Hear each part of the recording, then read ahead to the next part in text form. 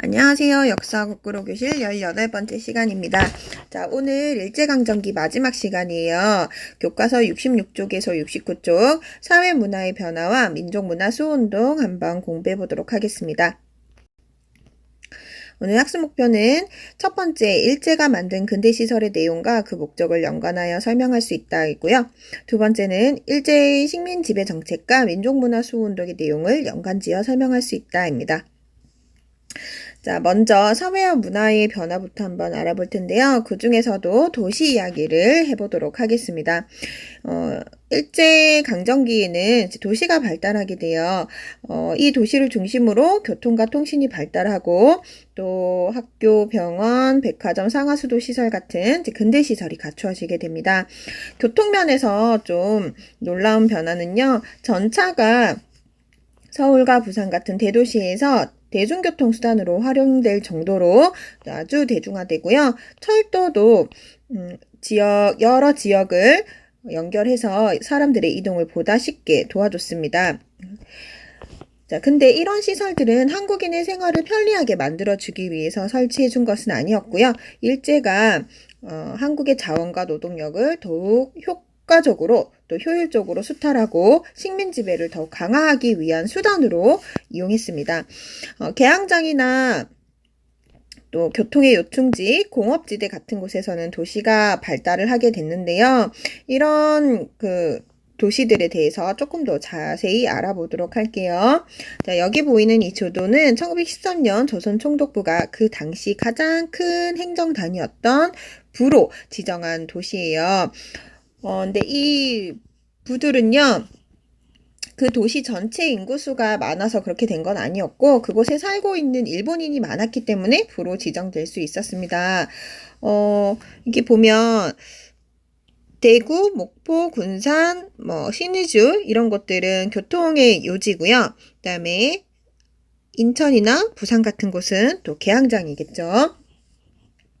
이런 도시들을 중심으로 해서 시가지가 정비되고 상하수도 같은 공공시설이 갖춰졌습니다. 도심, 그러니까 시내에는 백화점이나 영화관, 양복점, 음식점 같은 것들이 들어섰는데요.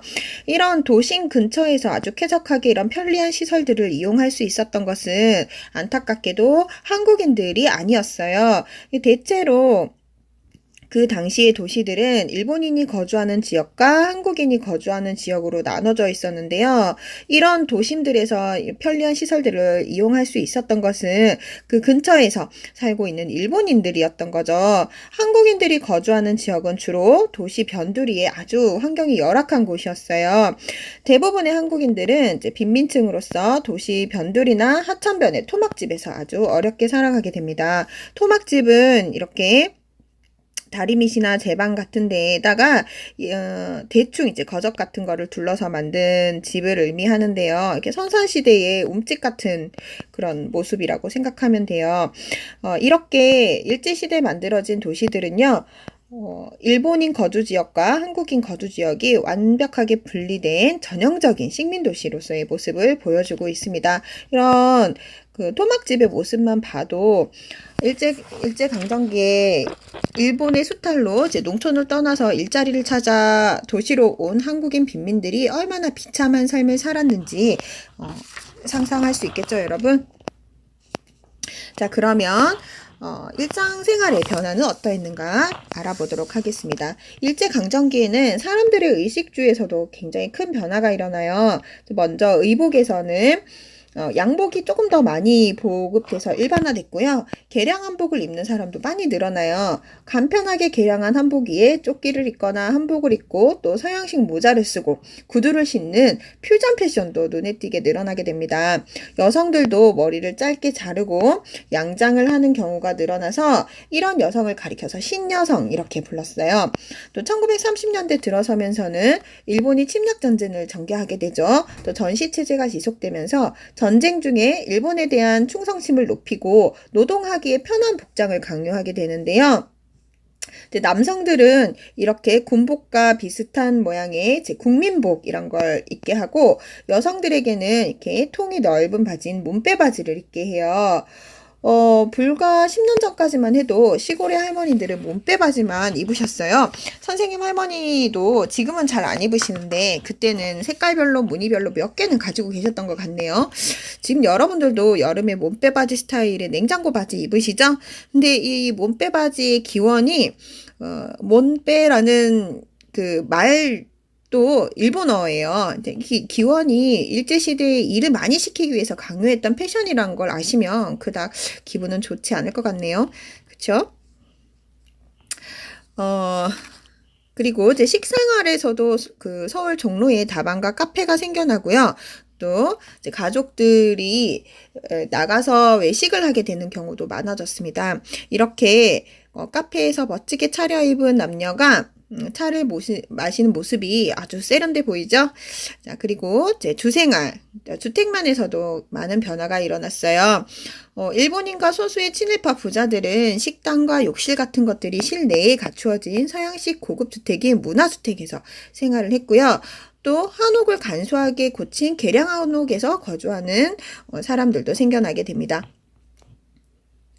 그렇지만 아까도 우리 이야기했듯이 대부분의 한국인 빈민들은 도시 변두리에 아주 허름한 그런 토막집을 짓고 살 수밖에 없었죠.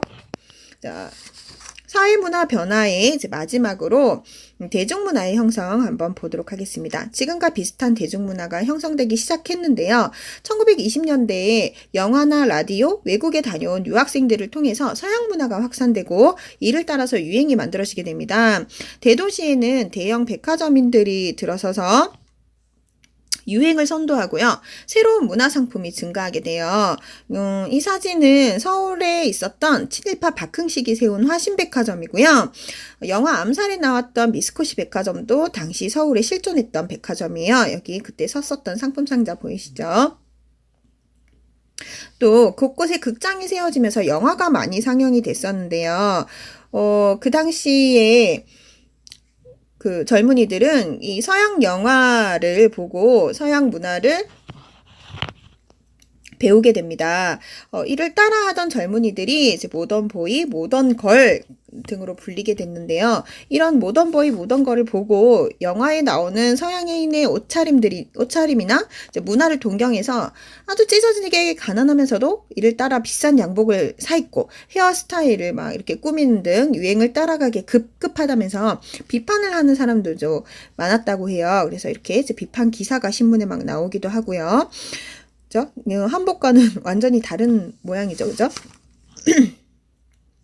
또 지금 여러분들이 아이돌에 열광하듯이 일제강점기에도 라디오 방송과 또 축음기가 보급이 되면서 대중가요가 유행하고 가수들이 큰 인기를 얻게 돼요. 자, 이분은 1930년대 탑스타 이혜리수 선생님이신데요.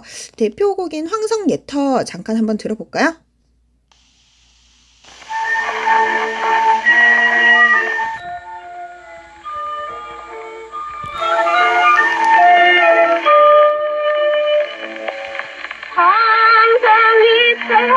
밤이 되니 걸생만 고요해. 자, 여러분 들어보셨어요? 지금의 노래와는 확연하게 다르죠? 그래도 이 노래는 고려의 예수도인 황성, 그러니까 개성의 황폐함을 보고 옛날의 번영을 그리워한다는 내용의 가사로 우리 민족의 독립의식을 고쳤고요. 엄청난 인기를 끌었습니다.